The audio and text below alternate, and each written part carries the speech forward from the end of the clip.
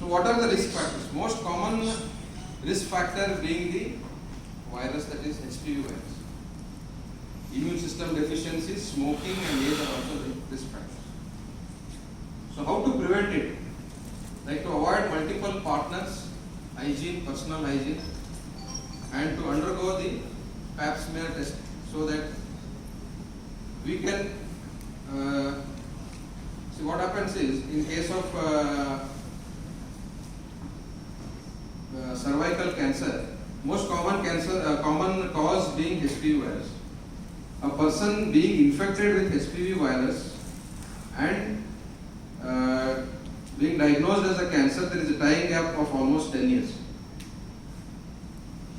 So this pap smear helps us to understand at what stage, if at all, the patient is infected. Sometimes the picture may be low squamous intraepithelial lesions or high HSIL, or it could be carcinoma in situ kind of thing. Even the lesions, you can't see the lesion, but there are the changes. So what is pap smear is just a simple OPD procedure. Spatula being used to take the exfoliated cells around the cervical os, placed on the slide and seen in the microscope. We use a Bethesda system to classify the different lesions seen and treat accordingly.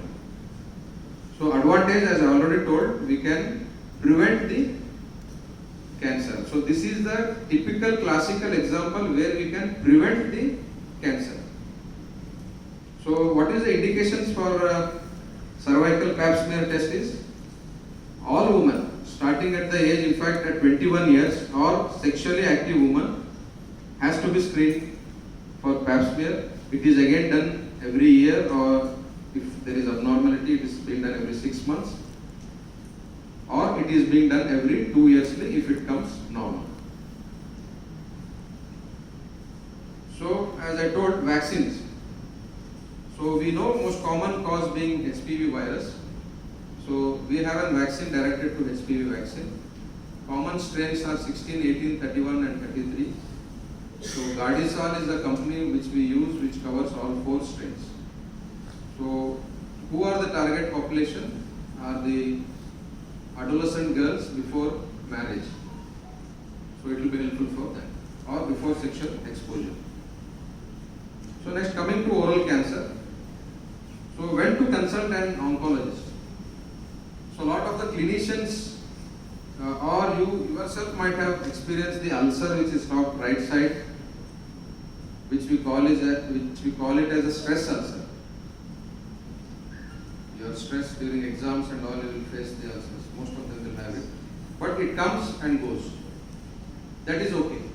If the ulcer is being persistent, say for 6 weeks or more than 1.5 months, then it's a time when we have to do the biopsy to confirm that it is a malignancy.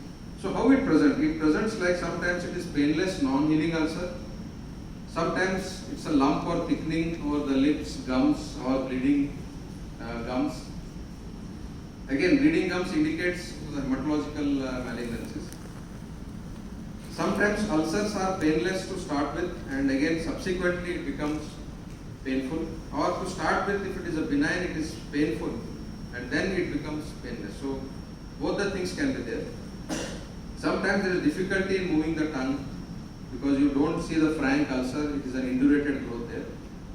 Sometimes there is swelling of. These are the different conditions where we see a lot of patients, but commonly they come with the infection. We rule out infection, we treat them, we give antibiotics, it subsides, it's okay. But if it is not subsiding, we have to go for biopsy. Sometimes we see a lot of people will be having this white patch. It's a pre-malignant condition. We call it as a leukoplakia. If at all it is a red patch, it is called as an erythroplakia. So pre-malignant condition, both the things, leukoplakia and erythroplakia. Erythroplakia, chances of converting to cancer is more than leukoplakia. For leukoplakia, we can say around 1% can convert subsequently into cancer. So how we usually treat is, there is no drug specific for that, but we usually advise them antioxidants to be taken regularly, multivitamins. and stop the tobacco usage. So risk factors are again same. In few cases it's human papilloma virus. For the patients who are having the oral sex, it's most common in USA. Of course, it's more commonly seen in males 40 years and above. To comment on poor oral and dental hygiene. Sometimes the aged patient with no habits come with an non-healing ulcer, which subsequently turns out to be malignancy. The reason being ill-fitted dentures. The dentures has to be perfect. If at all there is any irritation, if it is not fixing, if it not being fixed properly, or if it's coming in between the tongue, then it becomes an irritation to the surrounding tissue, which turns to be a malignant cell.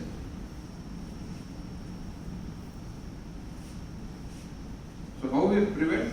Again, no tobacco, no alcohol, good oral hygiene, maintain proper care of dentures, consult a doctor immediately if it comes. So again, I want to stress on this point, fruits and vegetables. A report almost says that 5 to 10% there is reduction in the risk factor of developing the cancer if you consume more and more of fruits and vegetables. No fancy fruits, whatever fruits are available at the local place will have, and green leafy vegetables. Controversy slide actually. Limit alcohol to no more than what they say is 2 drinks for men and 1 for women. So be active. What they say is exercise for 30 minutes or more at least 4 days or 5 days in a week will be beneficial for you. Whatever it may be it walking, jogging, whatever. So coming to oncology management specifically, till now what I have told is cancer, its causes and most common cancer, how we screen them, try to detect them at an early stage, and prevention. Now let us understand how we manage. So for any cancer management, there are main 3 pillars, be it surgical oncologist, medical oncologist, or radiation oncologist. So how we decide it? If at all a patient comes with the above symptoms, most common what I have told, first and foremost thing to be done is to do a biopsy, confirm the thing. Without confirmation, without biopsy, we will not treat for cancer. So once we confirm that it is a cancer, we have to stage it. So how we stage it? We stage it by imaging. It's not like that. What is best for the patient has to be decided. This is very important to have a better outcome and for the benefit of the patient. So there are a lot of developments in cancer, what we see, and the principles or the approach for treatment of cancer has drastically changed. Example being, a simple example to understand would be the breast treatment, how we do. It's not like totally patient has come and do MRI and send. It's psychologically very depressive for the patient. To be properly staged, the staging doesn't stop at the imaging now, at the present era. We actually have to do the molecular staging. For the cases like prostate, lung, breast cases, we have to upfront see what the molecular biology says.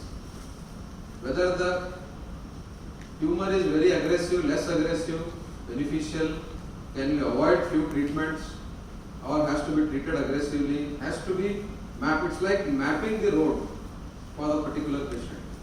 This patient requires surgery, chemo, radiation, hormonal treatment, targeted treatment, has to be mapped initially to avoid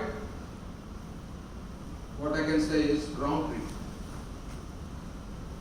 So the immunotherapies have come. So we are at the stage of gene therapy and stem cell research. Still we are not using it on regular basis. But immunotherapy and targeted treatments are being now added to our treatment basket, I can say, so that there is increase in the survival rate and there is increase in the outcome, good outcome. So let us understand what is this radiation. A lot of people have confusion, like it is whether it is radiation therapy, radiotherapy, radiation oncology, what exactly it is. Officially now MCI has named it as a radiation oncology. So previously it was called as radiotherapy. So to start with, be it in 70s or 60s, there were only two specialties. One was for cancer treatment, first to start was the surgery, simultaneously radiation. So radiation treatment is like that, like if you take some 10 or say 100 cancers, 70 to 80 cancers require radiation in their due course of treatment, especially for solid tumors. So what radiation is? Radiotherapy is defined as a therapeutic use of ionizing radiation as part of cancer treatment to control malignant as well as benign cells. Not to be confused with radiology, the use of radiation in medical imaging and diagnosis. So this is the basic difference. Both we use X-rays for the treatment, but in imaging we use low dose energy X-rays.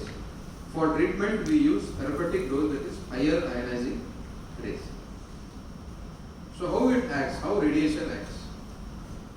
So basically these are the X-rays falling on the tissue which releases the free radicals, which damages the DNA, double-stranded DNA, and ultimately the cell DNA cannot repair itself because the timing and the dose what we give damages the double-stranded DNA and ultimately it leads to tumor cell death.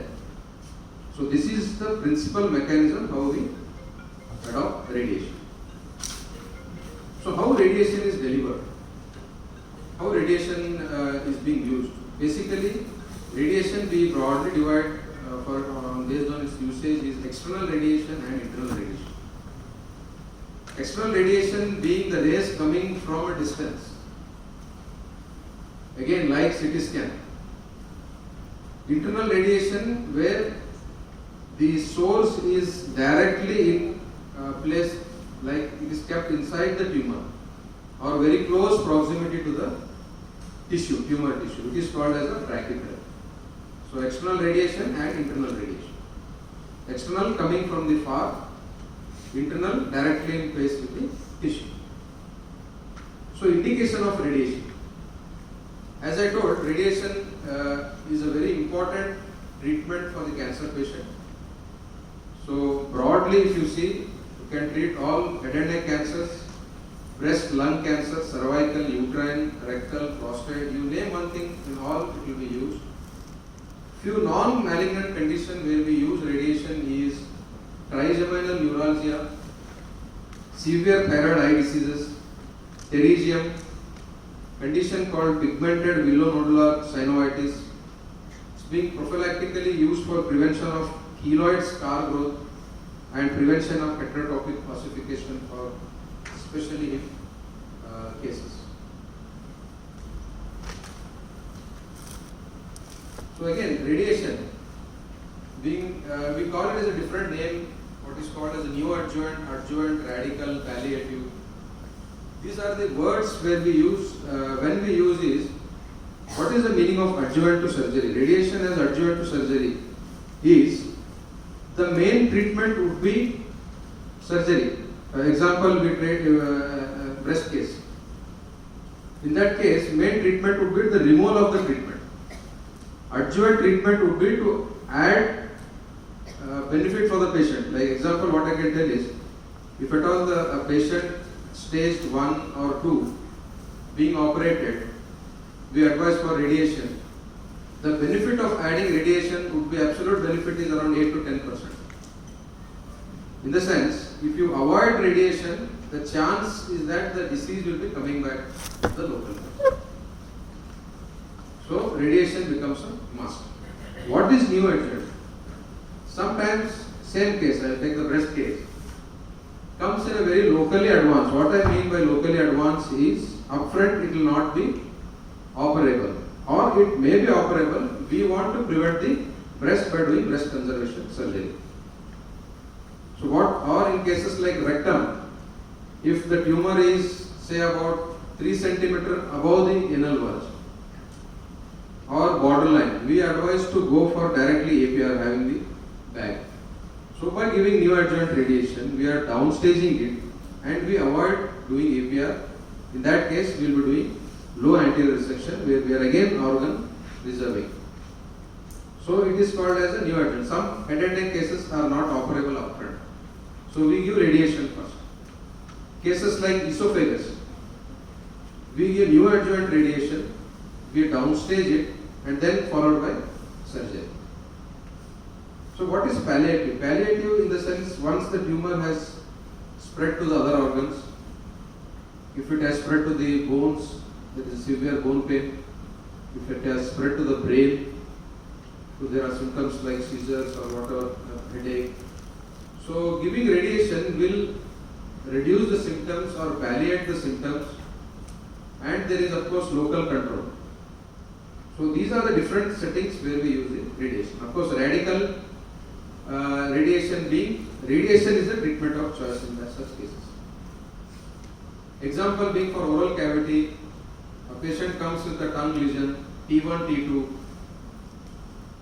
UK, USA report says that radiation and surgery has got an equal result.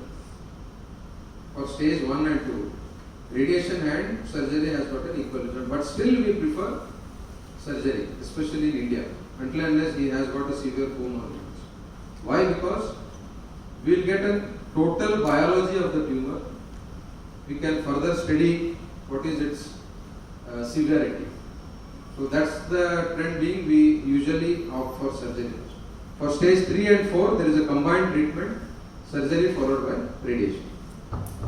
Sites where surgery becomes difficult, like be it nasopharynx, radical radiation is advised. Oropharynx cases, radical radiation is a choice. Base of tongue, larynx, involved we do surgery and radiation. Otherwise